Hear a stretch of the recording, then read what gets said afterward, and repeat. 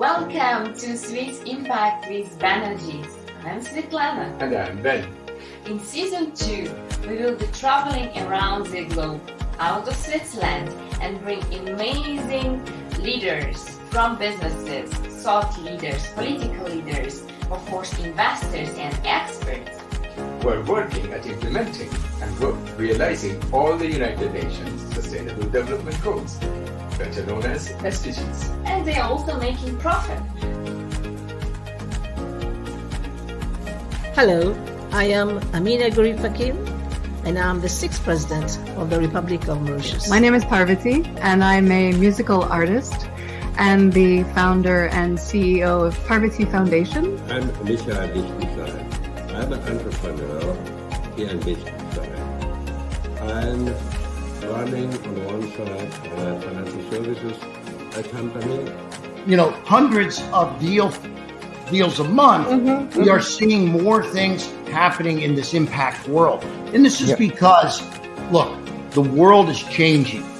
So join us to discover impact investing ecosystem. See you every Friday afternoon at 3 p.m. Central European Time at Swiss Impact with Banerjis. See you on Friday. Act with impact. Good morning, afternoon, and evening to everyone, and from our viewers from Far East, a good night. Welcome to Swiss Impact with Banerjis. We are so happy to see you all and welcome to our channel. And today is actually already the week 16 of season 2. And for those who are new, what are we doing here? So we interview global leaders, investors, amazing projects, policymakers, experts, academics on the topic of impact investment. And today it's actually a very interesting topic, and it is your topic, Ben. Yeah, exactly. So I think it's your show today. It's about climate change. So the most important points of today's show is what are the new climate change policies being implemented for businesses? Also, what are the new business possibilities in the field of climate change? And last but not least, what are the resources available for such businesses? Okay, before we start, of course, I ask you all to subscribe to our YouTube channel below, and hope to see you in the next videos. So Ben, you want to say something before we start? Before I start, I just want to say once again about our Project Joya, which has been created to support COVID patients in India, in the rural parts of India, and supplying hospitals and medical equipments to them. And thank you all who have been supporting us most generously. And everybody else, if you want to support us, you can find all information on the website, chamomile.ch, and look for Project Joya, Help India Against COVID. All your help is most welcome. So thank you also from my side to supporting the project, of course. And what I'd like to mention is our upcoming course in August, 16, 17, and 26 of August, Profitable Business with Impact in Action. So this course will provide you with invaluable, absolutely valuable insights on how to create profitable business with impact and implement it, how to raise money successfully in the sector, how to incorporate SDGs and impact, how to set up your business processes, and of course, in more detail, what is impact investment, how to create your fundraising strategy, and find investors in this sector. So join us on the 16th, 17th, and 26th of August. All the information is on chamomile.ch in events. Thank you. Yeah, Ben, what do you have as a story today? Let's start talking about climate change. Today is about climate change, so that's perfect. So the positive side is that EU Parliament has committed to cut its carbon emission by 55% by 2030, compared with the 1990 levels. Sounds good. But as we have heard earlier from others, really not much has been realized on the ground level. Not even one of our earlier speakers from who is leading the UNDP said not even a single EU member country is on the path or has implemented policies or is going to fulfill the Paris Agreement by reduction of the CO2 emission.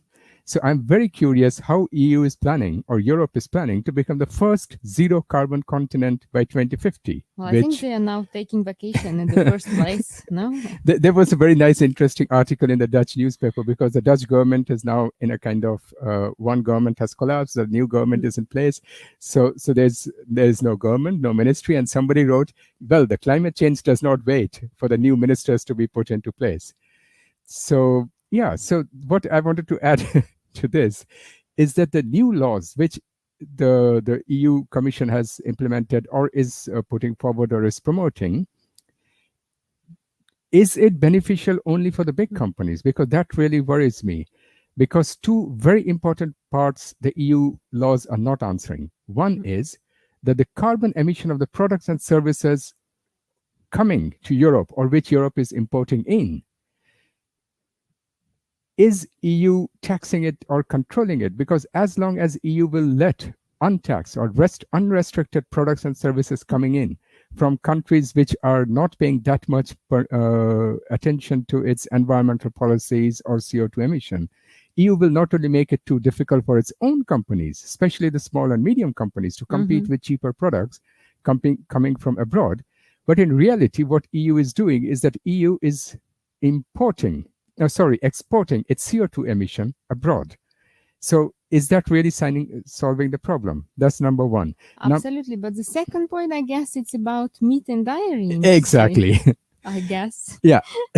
So the two one of the main, I think we had also this discussion with our previous speakers, that one of the main CO2 contributor is the meat and dairy industry, which you mentioned. And I'm missing concrete steps from EU, which will have to take unpopular steps and start telling, especially the rich West Europeans and the Nordic Europeans, to start cutting down their meat consumption, because they are already consuming meat higher than the EU average. So why doesn't EU also start dealing with the meat industry, just as it dealt in the past with the tobacco industry, meaning forceful health warnings, high taxes, etc.? Or will EU follow the same past precedences, like the airbags in the car on nicotine in tobacco? It took many deaths and many disasters before the authorities came up with the right policies. Well, I think also it would be very cool when you buy meat, then it's written also that meat can cause a disease such as heart disease and, of course, cancer. Various types of cancer can be caused by the meat industry. So how would that be if people would see that on the package for eating that? So. Yeah, that was exactly the point. So with this, I would like to invite our two guests. And of course, it's one of our favorite topics, or at least mine. So I also like it. So today's guest is my colleague, and he's the chairman of the Climate Leadership Coalition, which is the largest non-profit climate business network in Europe. And it has 87 members employing more than 500,000 people globally. And they must have a lot of money, your members. They have. Believe me, the members of CLC, they really have a lot of funds available. But before we invite our guests, maybe let's see quickly, for those who are new, the difference between impact investing and sustainability. And so it's very well explained what we are going to talk about today. Let's watch the video now. So if you are still mixing up what is impact, what is sustainability, what is responsible and sustainable investing, this is a video which will hopefully clarify it all. So here behind me, you see capital spectrum from financially only to impact only investments. So impact only are philanthropic capital, charities, and so on. Financial only are traditional investments which are driven by profit. In between, we have responsible, sustainable, and impact investments. So how are they different from each other? It all started with responsible investing, when some people couldn't sleep at night and they thought, let's exclude certain industries like tobacco, alcohol, weapon industries, pornography out of our investment scope, and they call it responsible investing. So basically it is exclusion. All right, some people thought it's not enough. We can do more and we should do more. Let's create environmental, social, and governance criteria, ESG, and it is actually representing sustainable investing. What does it do? They reduce CO2 emissions, they empower women and put more women in top management positions. They reduce waste and so on. So basically here, you compare the companies and choose best in class based on environmental, social, and governance criteria. Fair enough, but what is the difference to impact investing? Impact investing is making big step forward in a way that they are mission driven. So it is an underlying mission which is driving the whole impact investing sector. And of course, financial sustainability. So we are not talking about charity and philanthropy here. It is an investment, but it has an underlying mission and profit at the same time. But it's not yet deep enough. Let me show you one more slide where I will clarify it even more. So when we look at sustainable and impact investing, we say that sustainable investors, they're generating broad impact on the surface. And nowadays, Apple, Microsoft, and other blue chips, they are creating broad impact and they are called sustainable nowadays, right? But, you know, without iPhone, I will not die out of hunger. And it is still profit driven. So it creates impact. They can change systems and they can also put new standards out in the world because they are so huge, but they're still profit driven. So don't forget about that. When we go to impact investors and impact companies, they are mission driven and there is an underlying mission. So they create deep impact, they change lives, they transform systems. And this is why it's so important to understand what is what in order to allocate the capital into impact investing. And I will show you terrifying numbers of sustainable investing world nowadays. So you see that more than 30 trillion US dollars is already in sustainable investing. But what is the problem? The problem is that almost 20 out of the 30 trillions is allocated in this exclusion practice, so negative screening. So basically here you see the lowest chart, negative screening. It is making 2/3 of the whole capital allocation, where impact investing, it is here. Impact investing is just here. And it's still a tiny number compared to these trillions, 30 trillions. And this is why we are here with Chamomile. We want to clarify also what is what. So more projects, more funds in impact investing would receive funds from investors. So understand what is what in order to take the right action. The world is changing. Get into impact investing sector. Thank you for watching. Well, I think I always will put this video, you know, I don't need to talk or repeat the same thing over and over again. I really just lean back now and watch. Perfect. Although I liked how you were trying to find the numbers up there. Wow, So you need to make it some fun, no? Then people pay attention. Exactly. So Okay, now let's invite our guests. Exactly. So first I want to invite Karl-Henrik Sundström. He's my colleague from Climate Leadership Coalition. He's the chairman of it. And he's now joining us from Spain. Hi, Karl.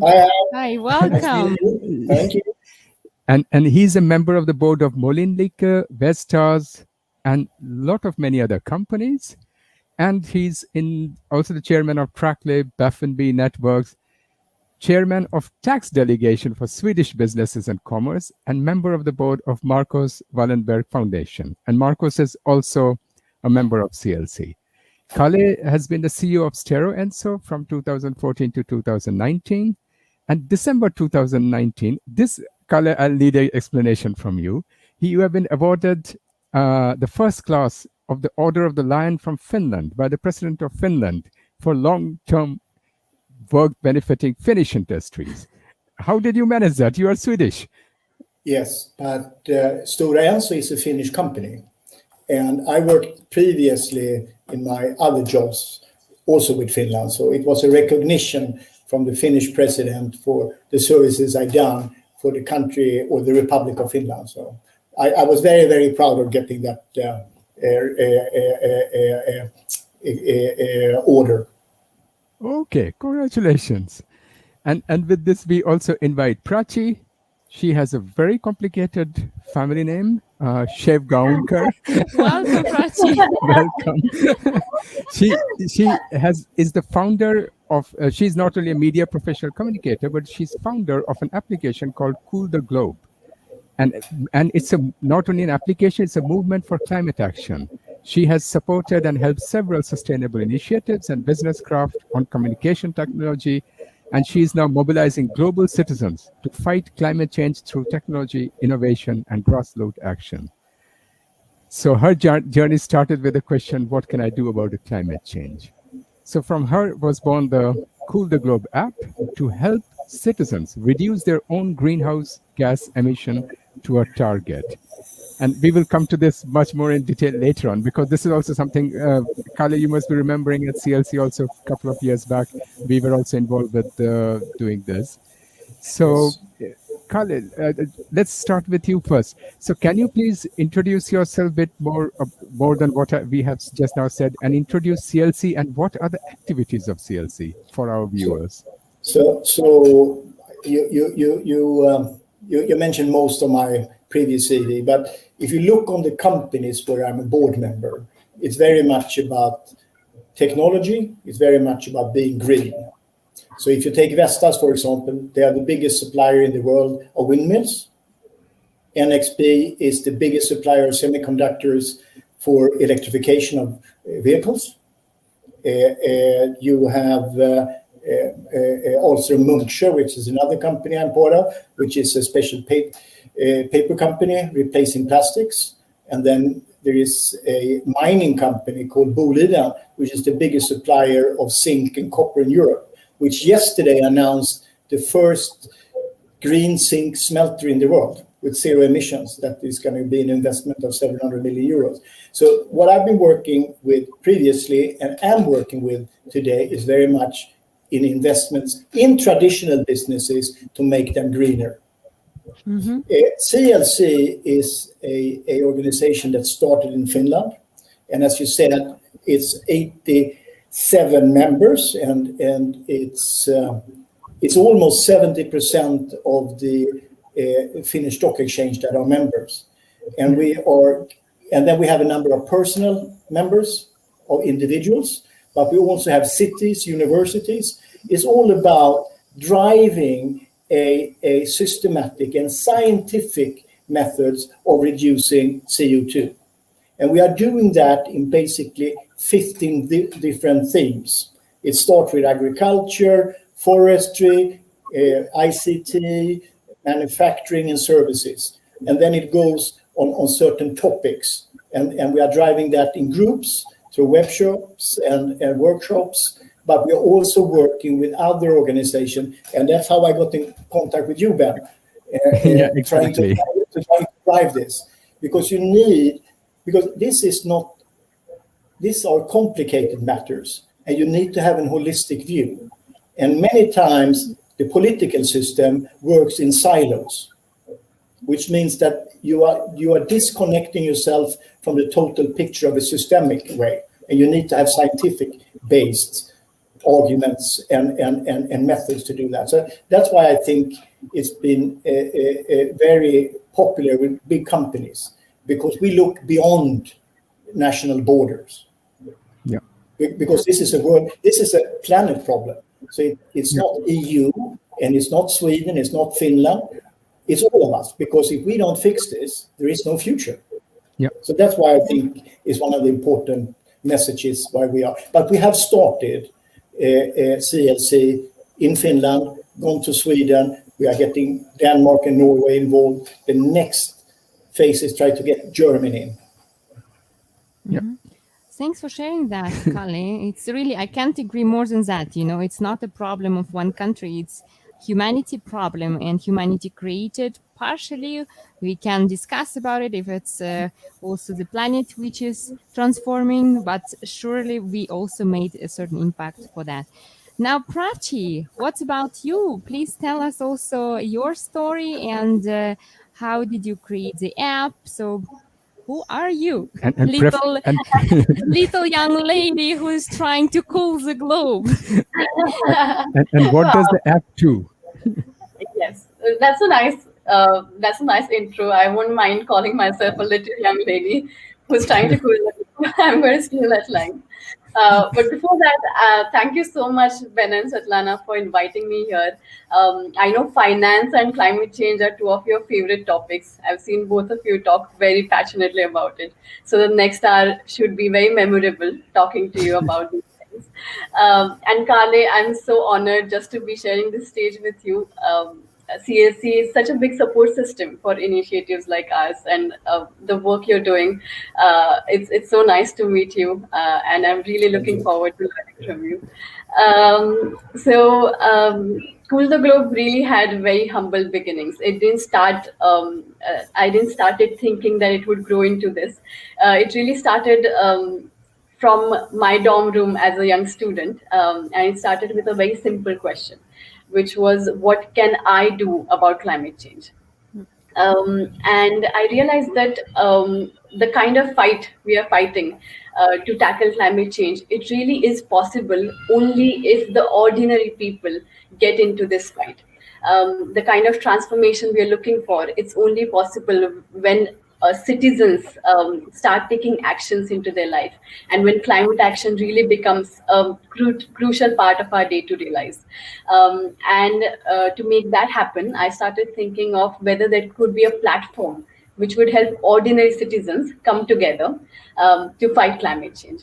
And that's how the idea for Cool the Globe was born. So throughout my college years, I worked on building this app, which helps individuals like you and I reduce our own greenhouse gas emissions to a target. So what I realized is that if I want to achieve anything, be it climate change or be it getting a good score in an exam, to achieve anything at all, you need two very simple things. I would love to hear from you, in fact. What do you think you need to achieve anything? Need to act. Yeah, that's a good one. And need to have the knowledge, because I just wanted to add that this was like 7 or 8 years ago. Kale, you must be remembering, we were from CLC at UNFCCC at New York, and there also we have presented, and there was a Citizen Act which CLC at that moment promoted in New York, is that we should activate the citizens, that citizens should start coming together and become active in the climate change. I think Kale will be able to tell much more about what happened to that initiative and how that proceeded. But that is very much matching with Prachi, what you also started. Absolutely. But I think you're absolutely spot on, Prachi, because every decision starts with an individual decision. It's not the others. Change starts with myself. So you're spot on. Yeah, absolutely. And exactly like Svetlana also said, you need actions. And in personally speaking, I experienced that in order to do anything at all, I need a clear target for my actions, and I need to be able to measure the impact of my actions. So what I saw around me was that a lot of people wanted to do something, they just didn't know what they could do, and they didn't know the impact of their contributions. In our app, we really focused on two things. The first was that every person, as soon as they come into the app, they get a clear monthly and an annual target of reducing their own greenhouse gas emissions. So for me, this month's target is to reduce my emissions by 30 kg. And then they can see simple day-to-day actions that they can take in their life in order to reach that target. And we have over 55 customizable climate actions that people can take, simple actions that they can take in their lives. This can be, so if my office is 10 kilometers away, and if I go by cycle instead of taking a car, then I save 2 kg of greenhouse gas emissions. If I really resisted the urge to shop this month, and I did not buy 5 pairs of jeans, then I saved 10 kg of greenhouse gas emissions. If I did not use AC today for 8 hours, then I save 5 kg of emissions. So I can see the impact of my simple actions that I take. And then what a lot of people feel is that what can one person do? what difference is one person going to make. Like Karl beautifully said that every change starts with an individual action, but it gets difficult to convince that to people sometimes. But I do believe that when there are a lot of people with the same cause coming together, then the collective impact can be extraordinary. And to show the power of that collective impact, we have a global meter on the homepage of the app, which shows the collective savings made by all users combined. That is essentially what Cool the Globe is. And now we have citizens from over 55 countries coming together to make changes in their life for climate action. I'm really seeing the power of citizens coming together to make big change. Prachi, how many users do you have right now? So we have 15,000 users right now. So you need to get 1 billion users multiplied by 30 kg, then it's already quite a substantial amount, right, of saving. So WhatsApp has 2 billion users, so I don't see why something like this can't get half of that. Yeah, exactly. So thanks for sharing, Prachi. Yeah, exactly. Yeah, thanks for sharing that story. It's amazing, inspiring. No, she's like the Greta of India, I would say. The same path. So, Kali, I wanted to go a bit on a more kind of serious topic with EU Commission. So, as you know, Svetlana and me, I'm always the boring, serious old guy. So I don't know if you listened to what I just spoke before the show started. So that is that despite of the great initiative EU Commission is now showing or going, we are still not on our way. So the biodiversity is still under unprecedented attack. The destruction of the rainforest is going on. The CO2 emission only seems to be rising, even during the COVID period. So do you think that these policies like the Green Deal, which also CLC was the content provider largely from EU Commission, will not end up, and I'm really worried about it, that it will not end up in the same way as the OECD agreement of 1972. I don't know if you remember the polluter pays principle agreement. It was signed in 72, but nothing happened with it. So how serious do you think EU Commission can implement this? I think there are multiple things happening at the same time.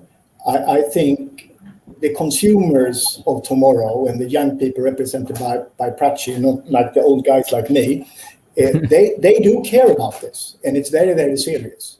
Yep. The other thing, which is that's a democracy issue, it's a public issue, it's becoming a political issue in many, many countries. Because right now what we experience with the fires in the US, we have the floodings in Central Europe, we have the very hot weather in the Nordics, it's unprecedented. People are reacting.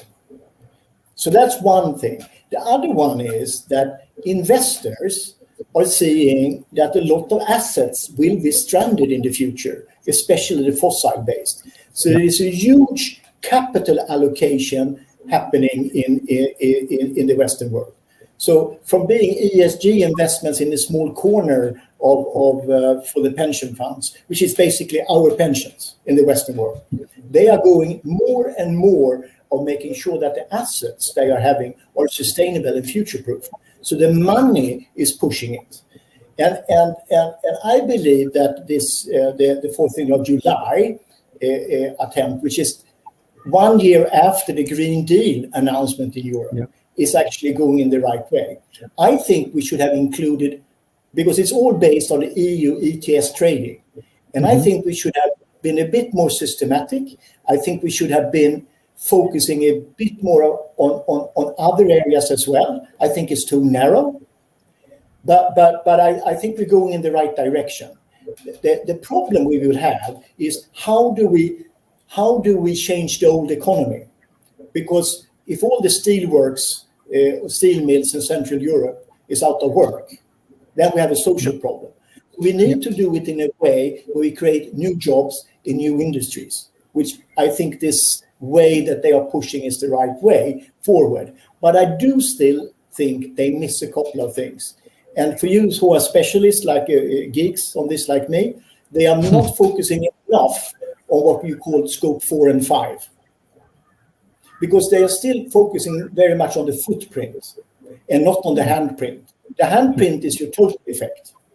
So if I take Vestas, for example, they have a small footprint or negative CO2, which obviously they need to reduce.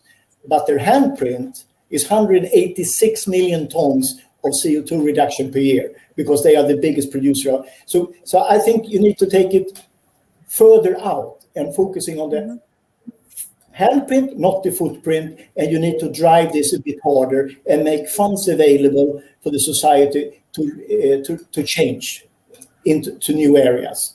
And the other thing I think they're missing, and that's basically the carbon sinks. And the carbon sinks, the big one is agriculture and it's forest. Yeah. And the deforestation is basically happening not in the boreal forest, which is the northern hemisphere. There the forest is growing. It's happening in the southern. And we need to make sure that countries like Brazil and other countries have a social justice system that you don't need to cut down the forest to be able to feed your population.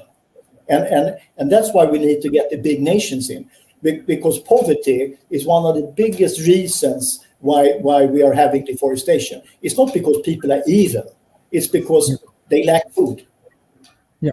So that's, and the other one I would like to point out to you, because how will we protect the small industry in Europe? It's called a mechanism called carbon border adjustment mechanism, which means, for example, that, and they're going into the cement, the steel, the aluminium to start with, but they need to expand that, because that means that in order to keep the European industry competitive, they will adjust as a custom duty. If they have a trading system, take Australia, for example, they used to have under Labour government a trading system for ETS. The new Liberal government took it away. So if Australian steel is coming into Europe, they need to pay the difference on a custom duty. They now claim that's against WTO.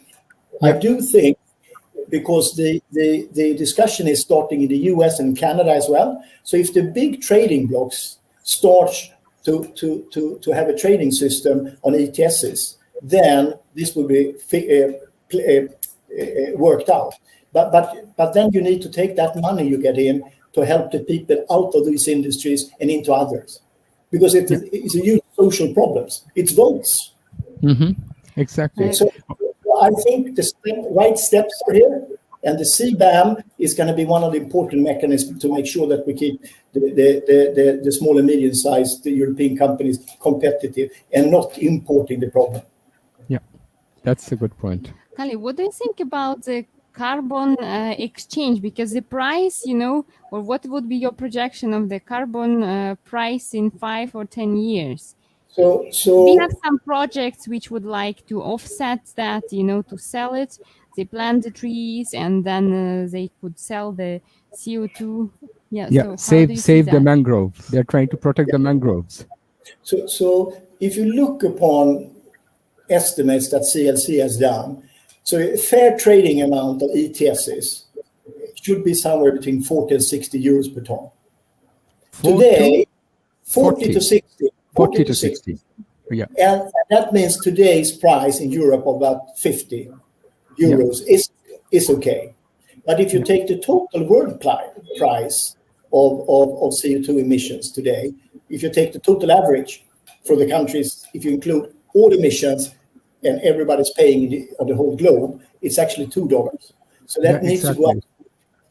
But if you look on the estimate how much the destruction of our planet is costing us in money every year, I think it's $3 trillion dollars per year. UNDP said it.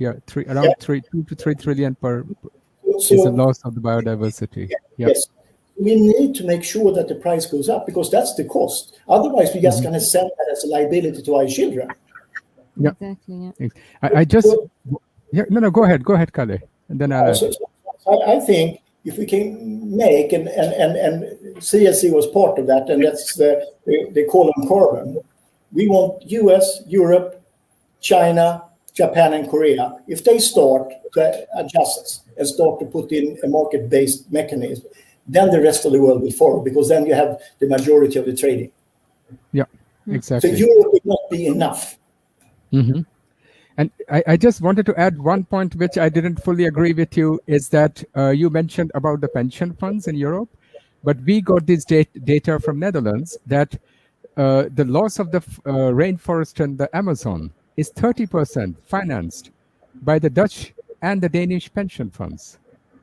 So our pension funds are still not doing such a good job of implementing. I agree with that, but I see it as the tide is changing. So it's more and more of this are being discussed. The Swedish pension funds used to be in Brazil as well. They're out now, and the Dutch and the Danish, they need to get out. Because if you ask, because the pension, that's us, right? Yeah, exactly. Yeah. So we need as citizens, Prachi, to make sure that the pension funds we are having are actually sustainable. Yeah, exactly. Prachi, but then we will ask you again, because you shared your journey, why you started.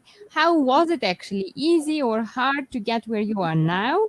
And what were the main issues you faced? So what are the issues that citizens are facing also to bring forward the initiatives like the one you have? That's a really good question. You don't really get a lot of time to think about how has it been. I think for the most part, it's been very fulfilling. And the difficult part was actually before I started this journey. So I always talk about this journey starting from a single question, which was, what can I do about climate change? But even before I could start ask myself that question, there was another question, which was, why should I even care about climate change? And this is something that I see a lot of citizens struggling with, especially here in India, when we see so many issues around us. We see poverty, we see illiteracy, and it's not really fair for a lot of people for them to comprehend that they should care about something that seemingly is happening in some other part of the world to somebody else in so many years. Why should we care about this now? And honestly, this is a question that I also grappled with for many years. I always thought that I wanted to do something for people. But I thought that climate change has nothing to do with people. It only has to do with these issues that have environmental issues, or maybe something that's going to happen in some years, or melting ice, or rising sea levels. I thought it had nothing to do with people. And so that like coming to terms with why I should even care about climate change was, I would say, the most difficult part. And I'll tell you about a few people who changed my mind about this. As a media professional, I happen to meet all kinds of people from all walks of life. And in having those experiences taught me that climate change is not about these big, heavy words and impacts that we see in newspapers and reports. It really has to do with our livelihoods. And one of the people I'd like to tell you about is 12-year-old boy that I met when I was making a film on the dreams of children and what do their aspirations look like. And he lived in a slum not very far from my house. And the day I met him, I asked him a very simple question. I asked him, if you could get any wish and it would come true, you can ask for anything in the world, what would you ask for? And I'll never forget his answer, because he said, I would wish that my house doesn't get filled with water every year. And he lived in a slum which had a small water body near it, and every time it rained very heavily, his house would get filled with water. And I realized that he's not alone. There are many young children like this who live in roughly built slums, and as weather extremities become more common, more frequent, more intense, there'll be many young boys like him who have to worry about something as basic as a shelter above their head. And I realized that this is something that I do care about.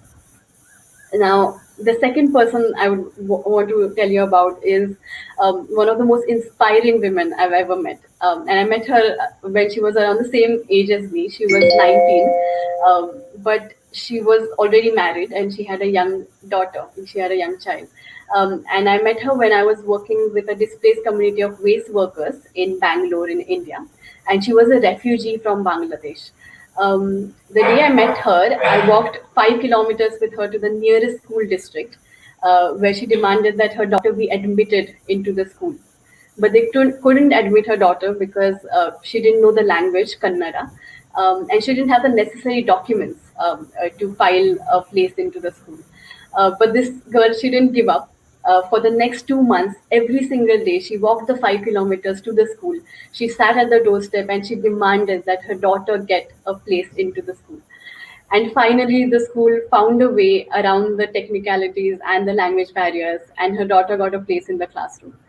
And while this story had a happy ending, there are many other stories like this that don't.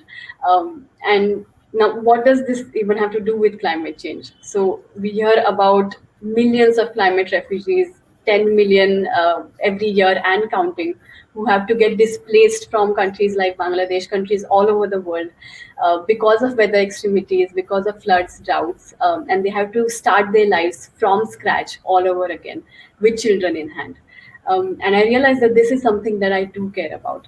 And there's just so many incidents like this, countless people who taught me more about climate change than I could have ever learned in textbooks and news reports.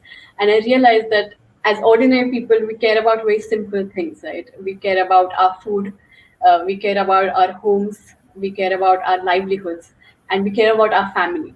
And soon I realized that climate change impacts every single one of those things.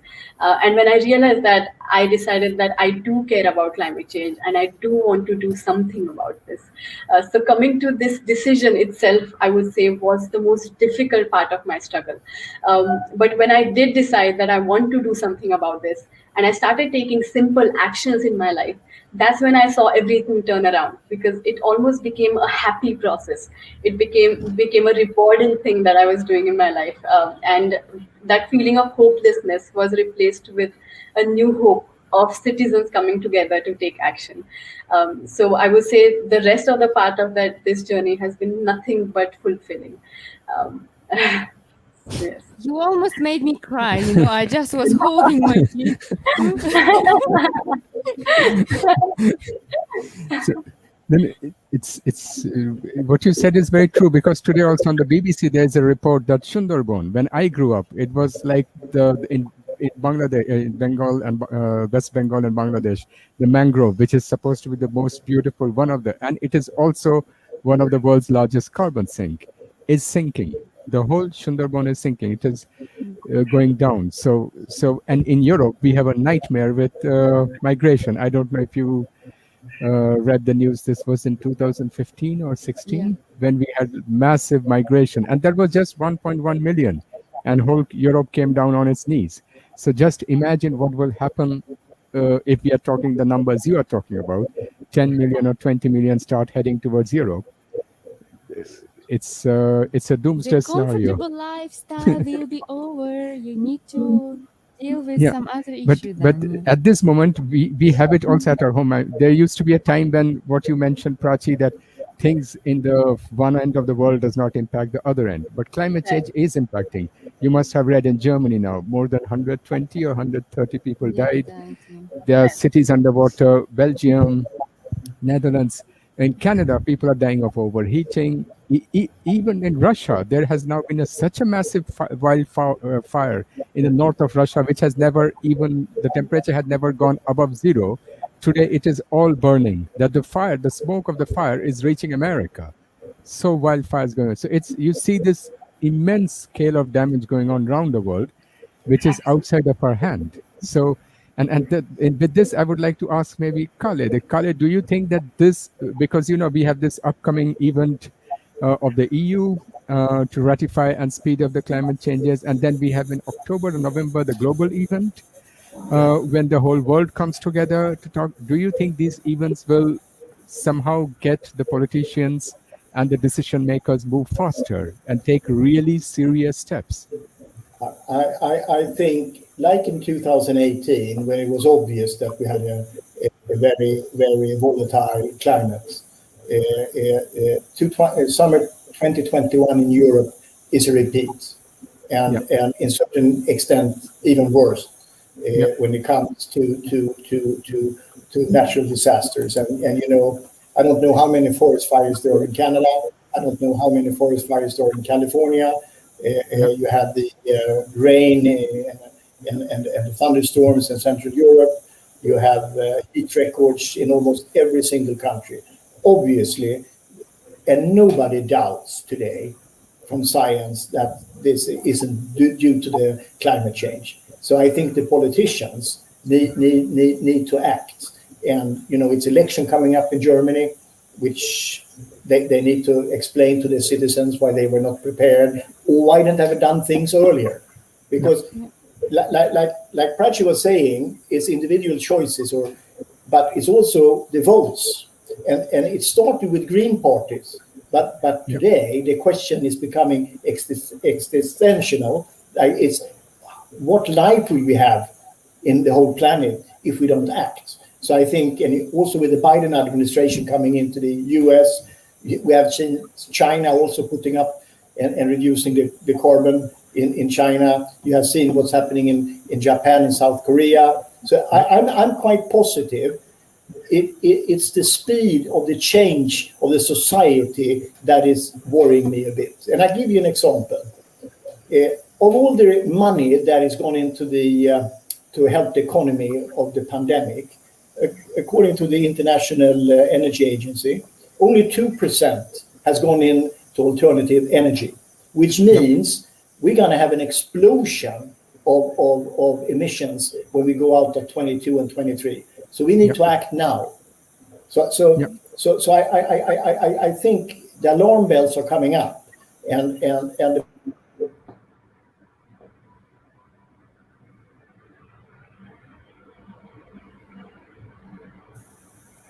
now you disappeared a bit, Ben and everybody, but now you're back. We can hear you.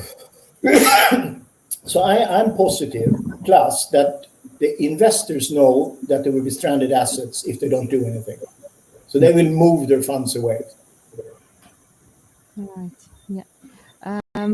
That's very valuable what you say, Karl. It's and I really hope that it will be like that governments will get into actions and citizens will get into action, because only together we can really solve this problem, I think. Yeah.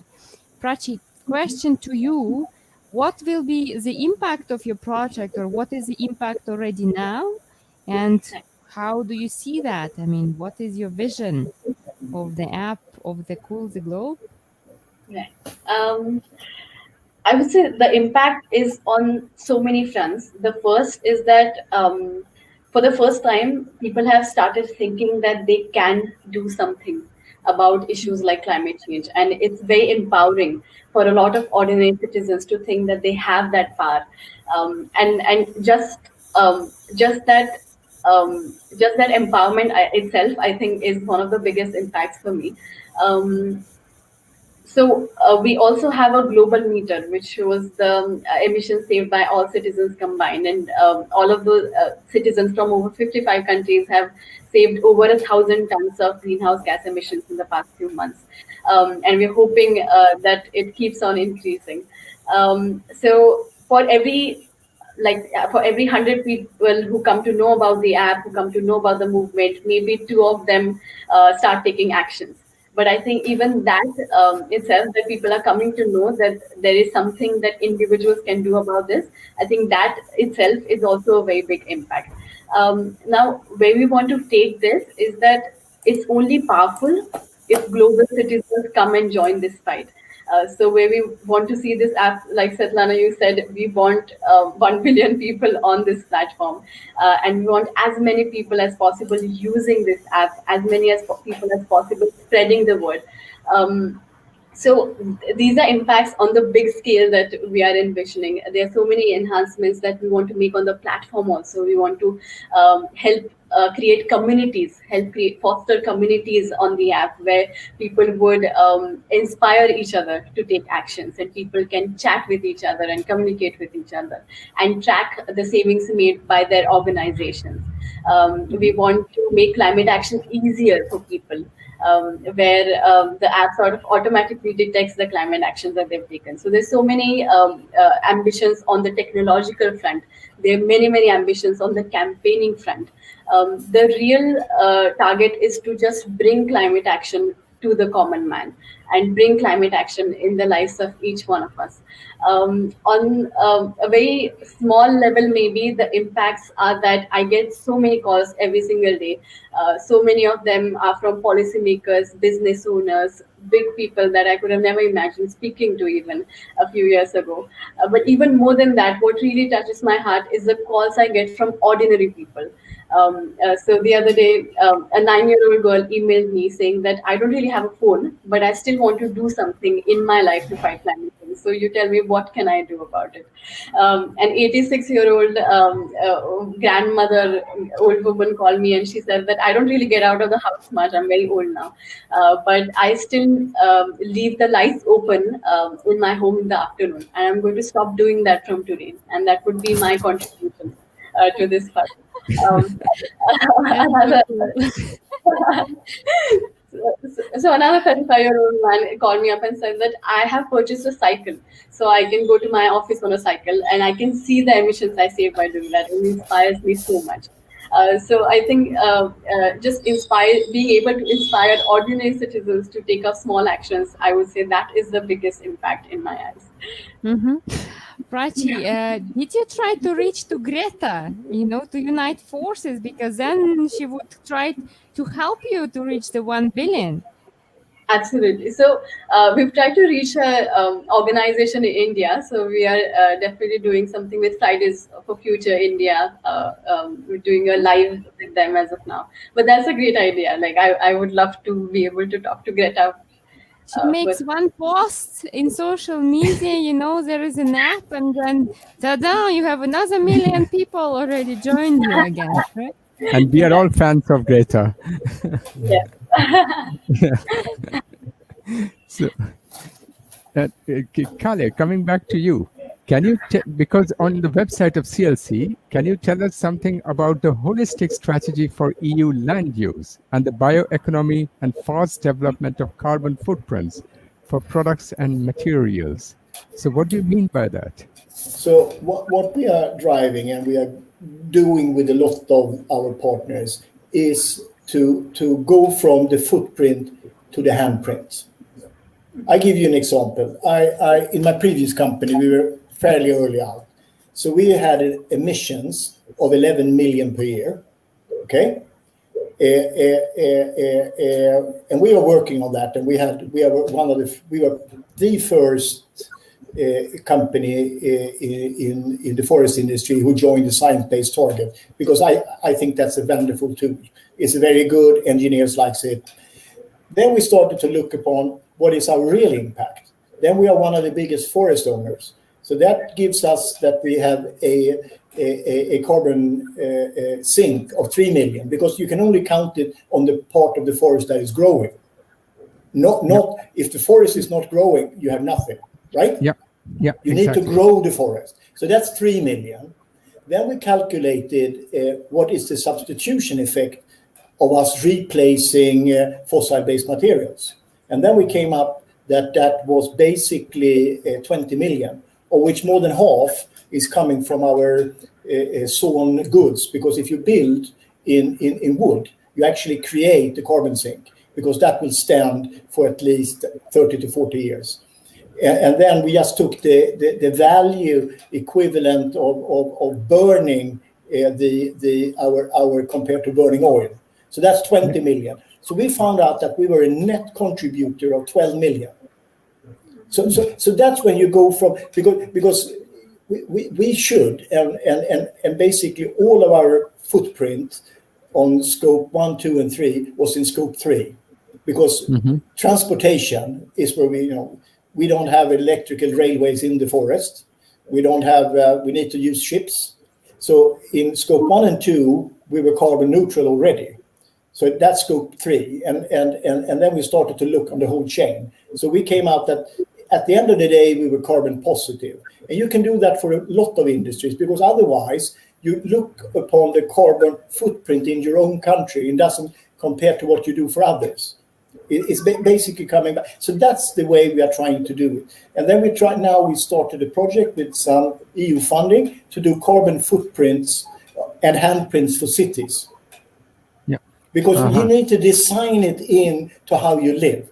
Coming back to the individual choices, because I'm convinced if citizens understand, because they understand global warming, I'm totally convinced about it. If they understand how you build cities of the futures, and you can reduce your handprint, because that's what your real impact is, in doing things differently compared to before. So if 30% of all emissions in the world is coming from the construction industry.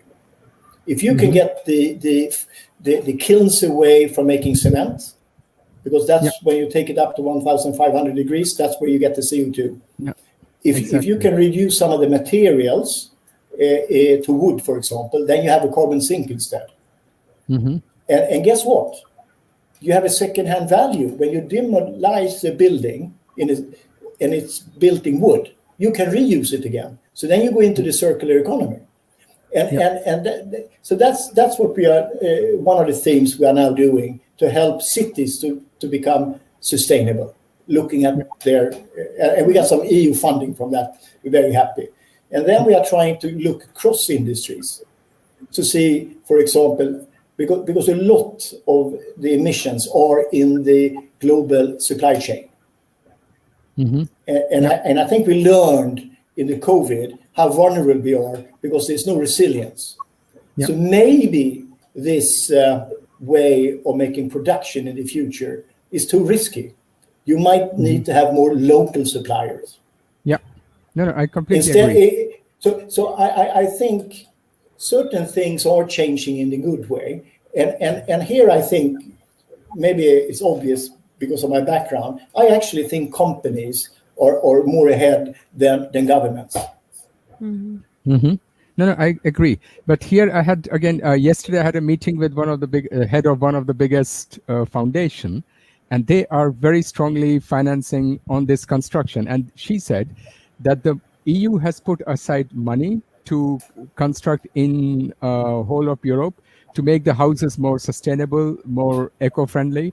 But the money what EU had put aside, although it's a gigantic number, it's still nothing compared to what is really needed.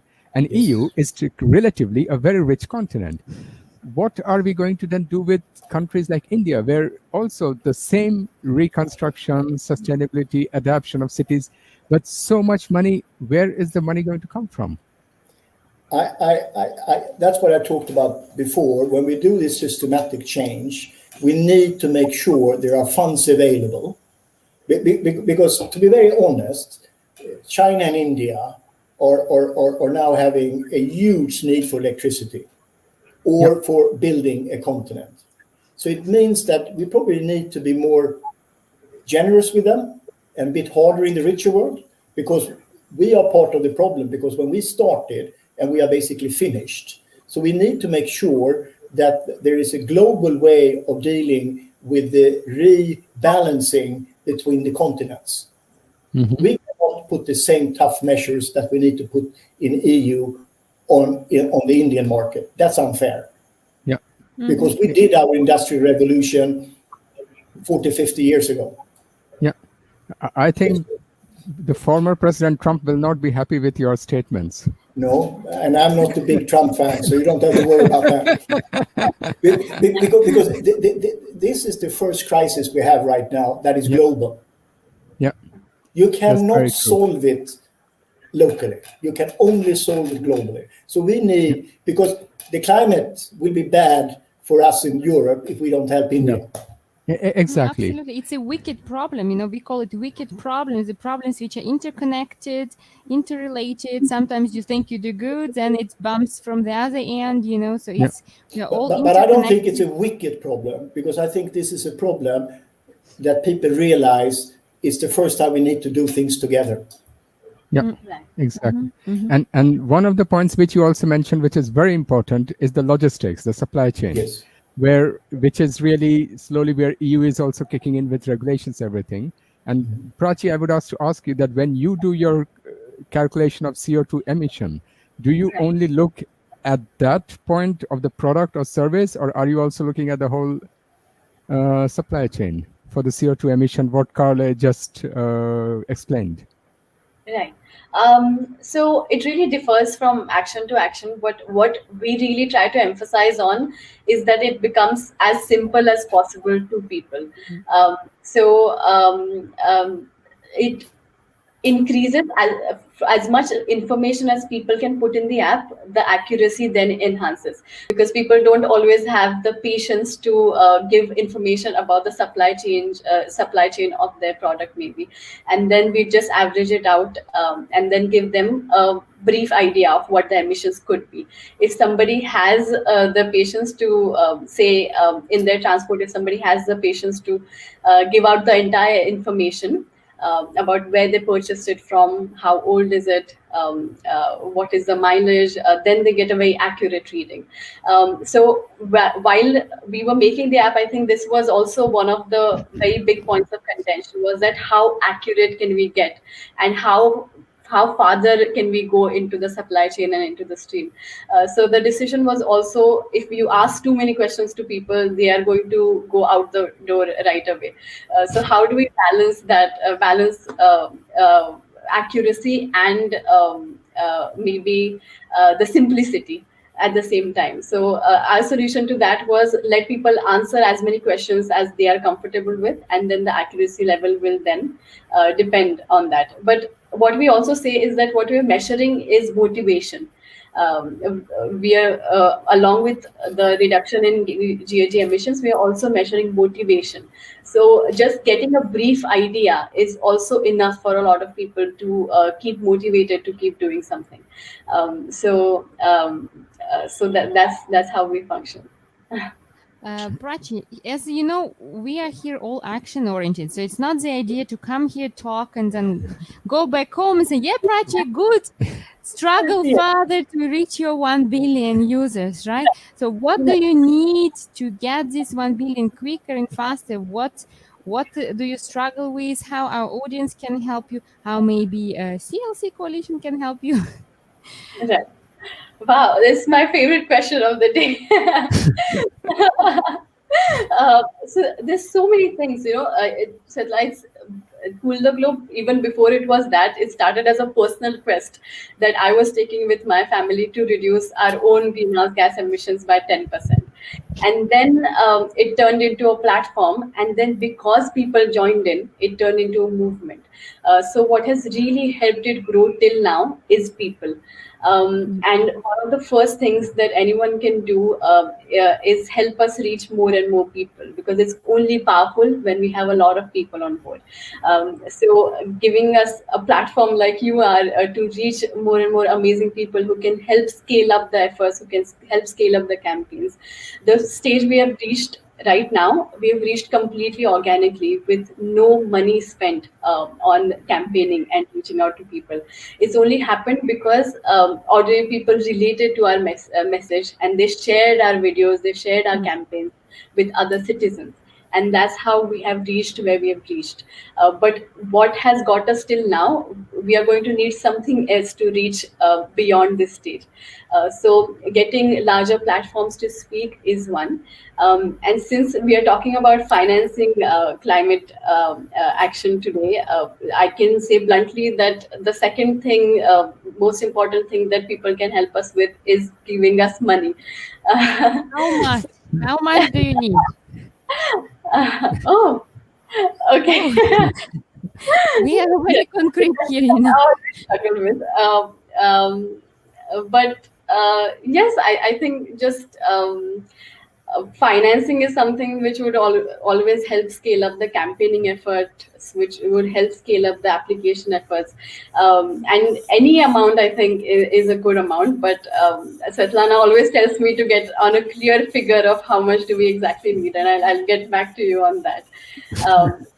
But yes, very precisely on these two fronts, on helping us campaign and helping us reach as many people as possible, getting into partnerships, collaborations, so we can, so a lot of people always ask me, when we're talking to investors or funders, they ask me, who are your closest competitors in this area? And I say that in the field we work in, there are no competitors; they're only collaborators. As many of us work together, I think our work gets even more enriched.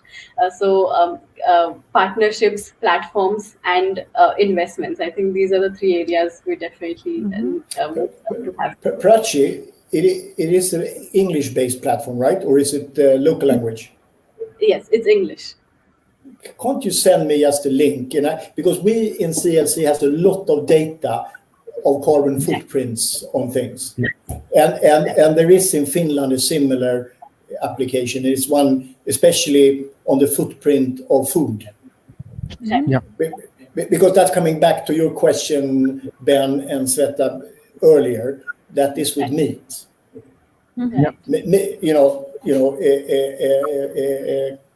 Meat production is one of the biggest emitters. And there is people wants to know now in Northern Europe, especially if it's close by or if it's imported, because then it's a different footprint. Right. So if you have any, can't you give me your contacts? And I will. No, we don't give contact of Prachi. No, we keep it secret.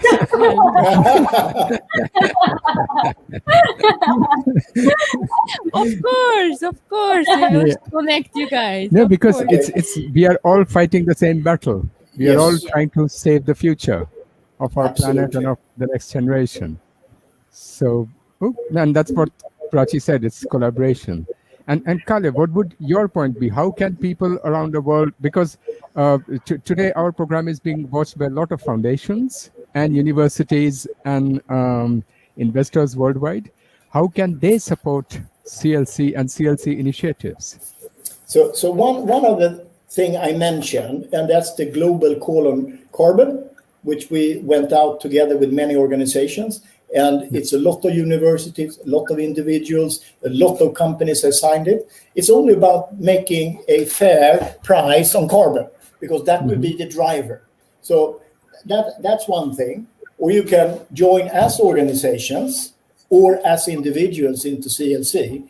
But at the moment, to be fair, Prachi, it's very much a European focus at this moment, even though we understand that we need to take this out in the world. But it takes some time, and when it comes to organization, we have fairly strict rules. We actually want them in the future to be part of science-based target. Otherwise, they shouldn't be with us, because otherwise they haven't done any commitments.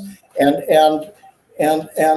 I think it's moving ahead. But to join the call on carbon, I think is very important, because that's just a thing that we've done together with some partner organization globally. CC also is the signatory.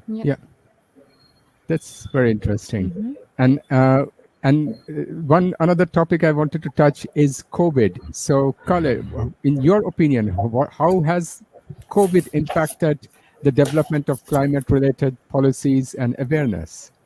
So I mentioned it a bit, because the way I look upon COVID, it is actually, it started without what I believe, without having any conspiracy theory. It started actually with an unsustainable animal husbandry.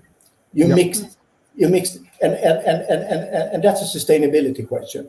Then it fairly fast went into a problem of resilience in the global supply chains, right?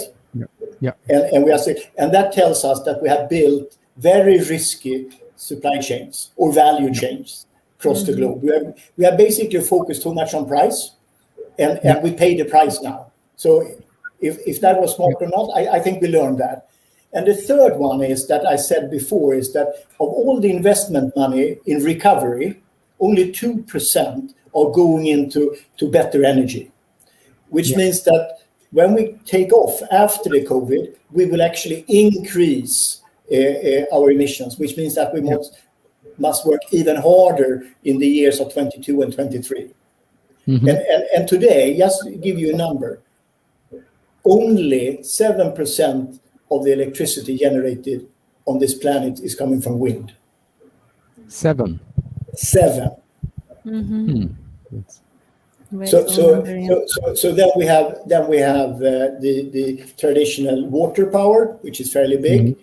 Then we have the nuclear, but the biggest by far is the carbon. Coal. And if we're going into electrification of the society, that means that we're going to use even more electricity. So so for Europe, Germany, Holland, Belgium, Spain, Italy, they need to do something on the grid.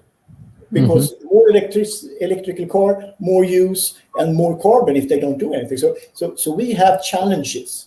And I think it's the same in India, because in India, most of the power is generated by carbon, right? Mm-hmm. Yeah, I think coal power station and hydro. Yeah. Hydro is not so big in India, but carbon, coal. Yeah. And India is a low wind country. So even if you invest a lot in wind power, it's not blowing that much there. Right. So you need to go to hydrogen. So what do you suggest, Karl, to do about it? I think we need to put more effort into the wind, and we need to go to the hydrogen, which means that you generate hydrogen and you use that, because that's the same as a battery. Yeah, exactly. And that cost is coming down fairly fast. Mm-hmm. But the initial investment still remains quite a big amount. Yes. And that can be a hindrance. Yes, but if we know the cost is $3 trillion of what we're doing today, I think that's the way we need to look upon it. Yeah. Mm-hmm. No, but that's exactly the view. I think that the scientists or UN is also looking at it, that they are looking at it at the whole view. But unfortunately, our politicians, in my opinion, are looking at very narrow views. And then they are looking in the silos. They need a systematic Exactly. thing. And then you have these problems like 2% of the money goes to the renewable energy and 98% somewhere else, because nobody's looking at the whole picture. And that's the worrying part. And Prachi, what do you think about how did COVID impact you? I mean, cool the globe. Was it positive or negative? So there was a joke going around a few days back. I don't know if you've read it. So it said climate change should have the publicist of COVID-19. I think it is true. It is completely true. So the day we start acting on climate change with the same urgency and awareness that we are about COVID-19, I think that would in itself would be a big change. But I think it's also created a lot of hope, because it's shown that we truly can bring about a lot of change in a very short duration, as long as we are serious about it, as long as we have that awareness in the grassroots. So now when I go out on the streets, I see every single person wearing a mask from every section of society. I see people who are even living on the streets, but they still have a mask on. And that is the kind of the level of awareness and penetration that I could have never imagined happening in my surroundings. So if we can do that about COVID-19, then maybe there's hope for that to happen for an issue like climate change. That's a very good one. Yeah, I would like to know what, Karl, why do you think that COVID-19 got so much publicity more than climate change? While in fact, climate change, people are warning about it from 1960s already. Yeah, I think the difference is it became so obvious because you got people being sick. The climate change is actually a worse problem because it's sneaking a little bit every day, and you see it over a longer period. However, I was very worried in the beginning of the COVID, because countries suddenly became very nationalistic, not at all helping each other. Mm-hmm. I give you an example. Mölnlycke, which is a healthcare company, we were sending equipment to Italy when.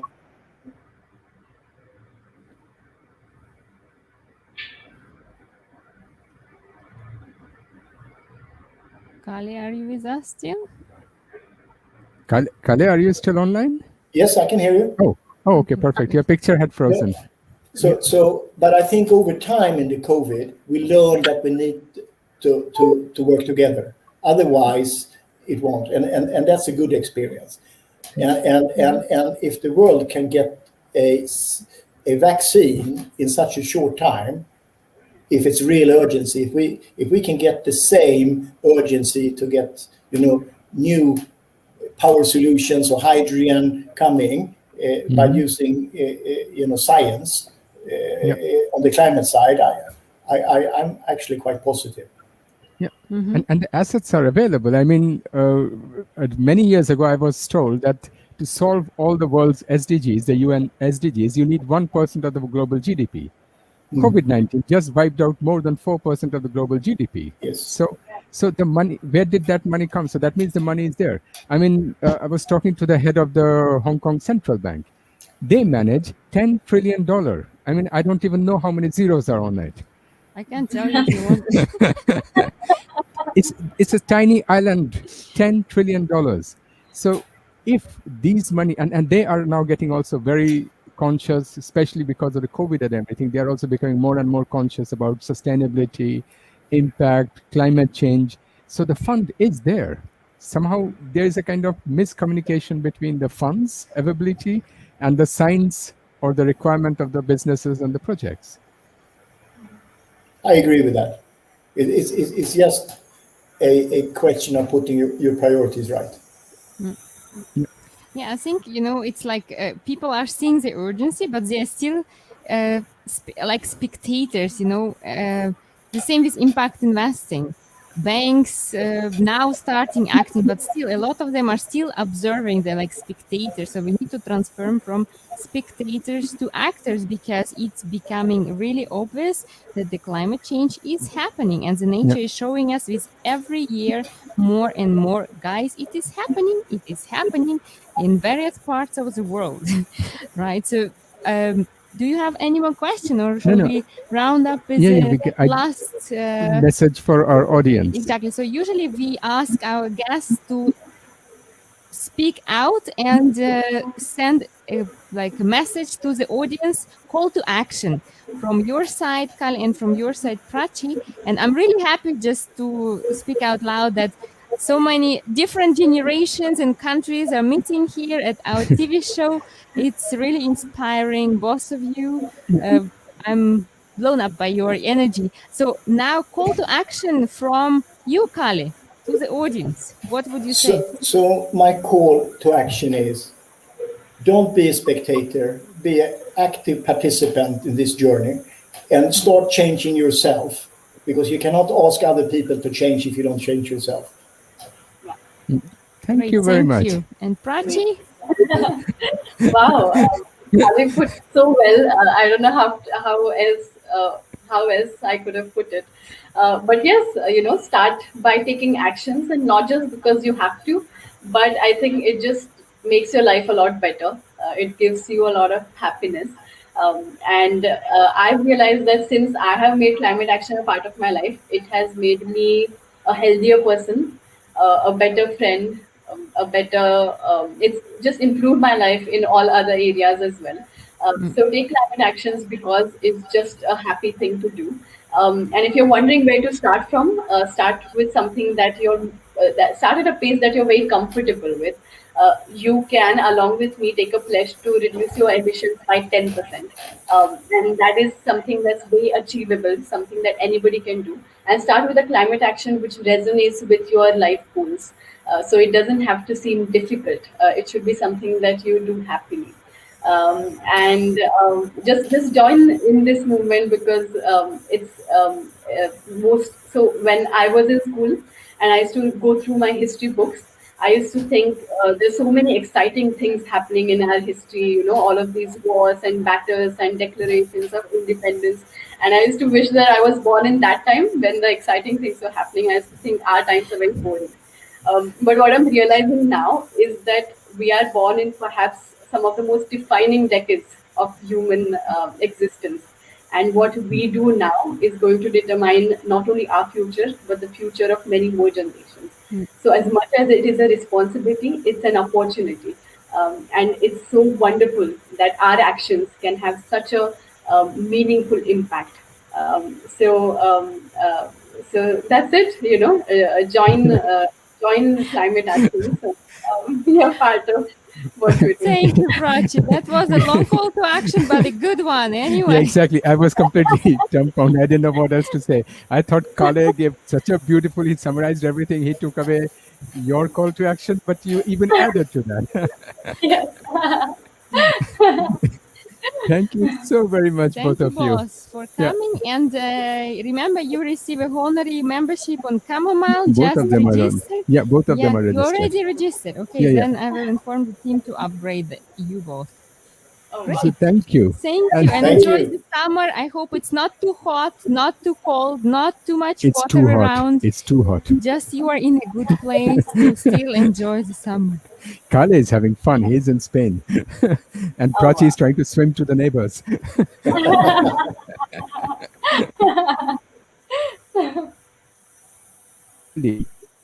Everywhere it is flooded. Let's stop on the positive note. Okay, no? okay. Thank you very much. Thank you, guys. Thank you. Bye.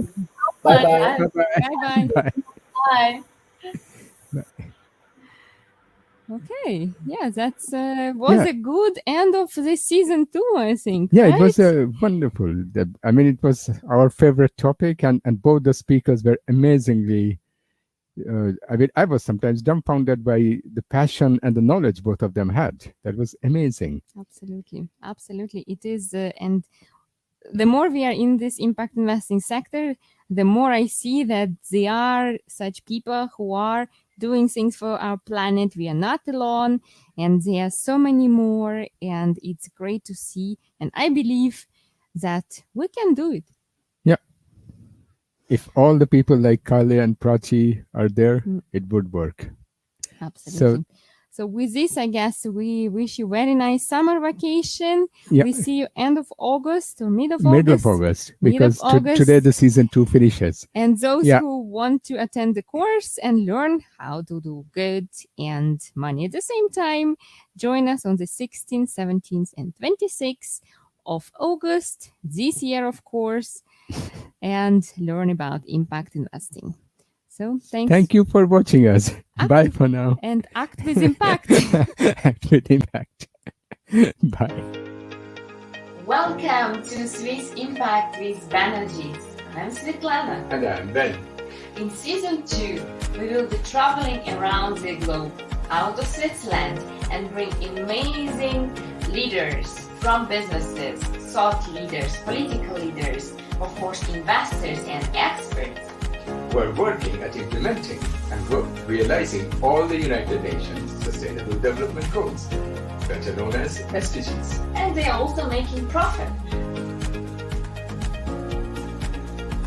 Hello, I am Amina Garib Fakim, and I'm the 6th President of the Republic of Mauritius. My name is Parvati, and I'm a musical artist and the founder and CEO of Parvati Foundation. I'm I'm an entrepreneur here in Vestas. I'm running on the one side financial services a company. You know, hundreds of deals a month. We are seeing more things happening in this impact world. And this is because, look, the world is changing. So join us to discover impact investing ecosystem. See you every Friday afternoon at 3 p.m. Central European Time at Swiss Impact with Banerjis. See you on Friday. Act with impact.